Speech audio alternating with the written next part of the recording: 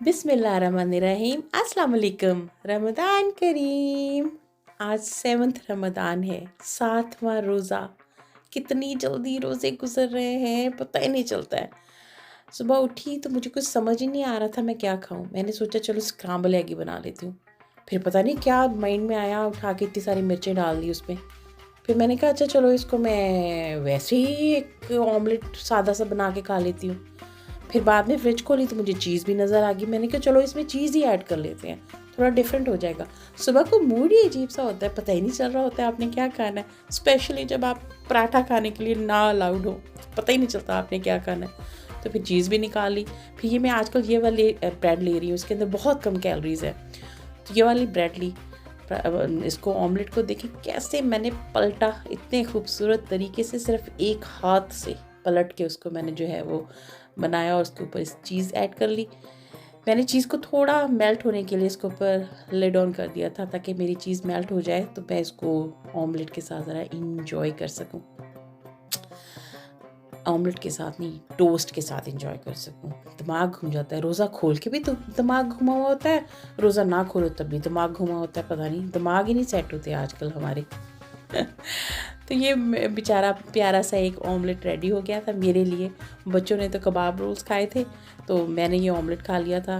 काश मुझे परमिशन होती पराठे खाने की, तो मैं अचार के साथ, चाय के साथ, अंडे के साथ पराठे खा रही होती। गलती भी तो अपनी है ना, क्या करें, अब यही कुछ खाएंगे।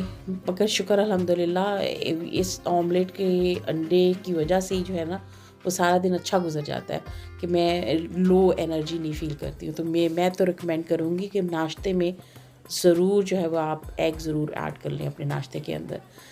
तो अल्हम्दुलिल्लाह उसके बाद वही अपनी फजर की नमाज़ पढ़ी है और अपनी इबादत तस्बीह की है, कुरान पढ़ा है और इसके बाद लंबी तान के सो गए। पर इतनी भी लंबी नहीं तान के सोए थे। जब हम उठे तो ये मोहतरम भी उठ गए। इन मोहतरम का नाम है याया। तो याया साहब भी उठ गए कि चलें जी अब हमारे लिए दरवाज़ा खोल दें, हमें ज़रा बाहर घूमना फिरना है, हमें भी वॉक करनी है। तो ये दरवाजे के पास खड़ा है, इसको भी बाहर जाना बहुत ज़रूरी है। इसके बाद घर की ग्रॉसरी की, पर ये जो ग्रॉसरी थी ये ईद शॉपिंग थी। बड़ों के कुछ गिफ्ट ईद प्रेजेंट्स जो थे वो मैंने लिए थे, तो वो लेके मैं आई। बंदा थक जाता है ना, पता नहीं क्यों इतना थकावट सी फील होना शुरू हो गई है अब।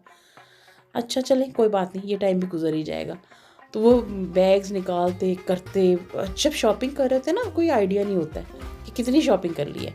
जब बैग्स उठाते हैं ना तब लग पता जाता है, और स्पेशली जब उनको कहीं रखना होता है ना, आपको जगह नहीं मिलती होती इसको रखने की, किसको मैं रखूँ कहाँ। तो ये बड़े मसले हैं ना, शॉपिंग तो हो जाती है। शाम को अम्मी का फ़ोन आ गया कि चलें भी रोज़ा इधर खोल लेना, तुम घर में कुछ नहीं बनाना, हमें और क्या चाहिए। ठीक है जी, हाजिर हम आ रहे हैं। तो अम्मी ने मेरे लिए रखी हुई थी टिक्कियाँ, ये आलू की टिक्कियाँ कि इनको फ्राई तुम करना। तो बाकी हर चीज़ अम्मी ने बनाई हुई थी। हमने जाके, वो कहते होते हैं ना, क्या कहते हैं, उंगली कटवा के शहीदों में नाम लिखवाया, मैंने वो किया। मैंने कोई काम नहीं किया, ये एक आध दफ़ा इसको घुमा दिया, 2 समोसे फ्राई कर दिए और ये टिक्कियाँ फ्राई कर दी, तो जनाब अफ्तारी जो थी वो तैयार हो गई।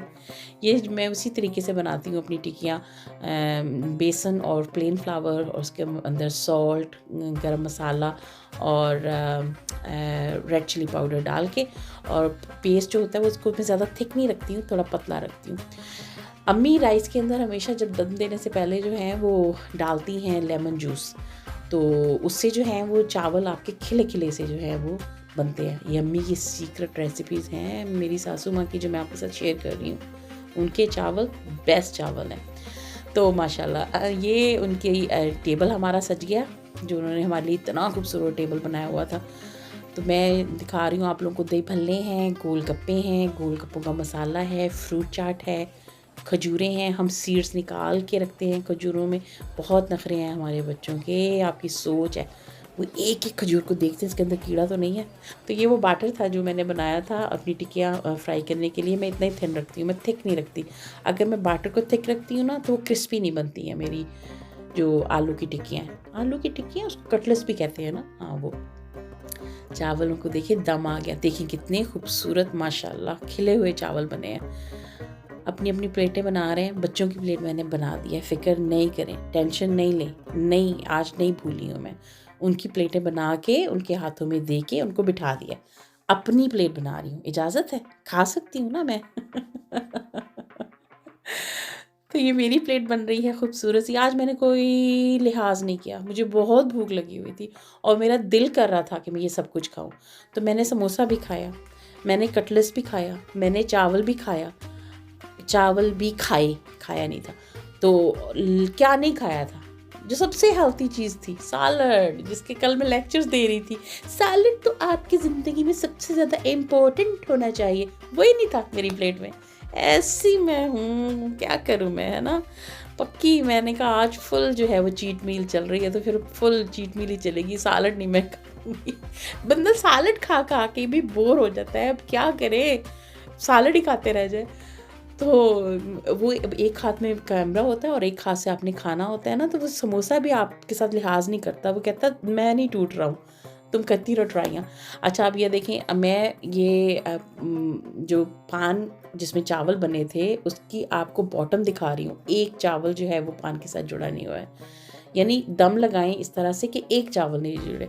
अब इसकी भी रेसिपी आपको चाहिए, ज़रूर देंगे आपको। Keep watching me. अल्लाह।